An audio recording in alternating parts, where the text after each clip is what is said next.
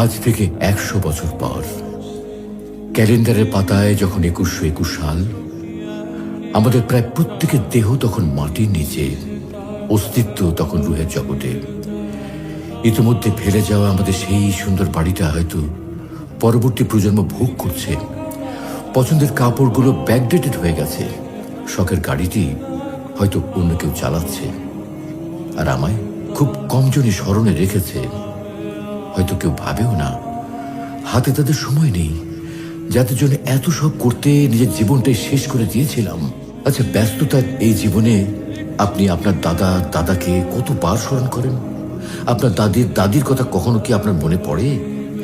পৃথিবীর বুকে আজকের এই বেঁচে থাকা, এত হইচই, এত মায়া কান্না এভাবেই চলছে। গত হওয়া অসংখ্য প্রজন্মকে টপকে আমরা এই জীবন লাভ করেছি। তেমনি ভাবে আগামীতে অসংখ্য প্রজন্মের ভিড়ে হারিয়ে যাবে আমাদের এই জীবন। কিন্তু খুব কম লোকই সময় পায় ফেলে যাওয়া জীবনটা একটু ফিরে দেখার। বাস্তবতা হচ্ছে এই জীবনটা আমাদের কল্পনার চেয়েও অনেক অনেক ছোট।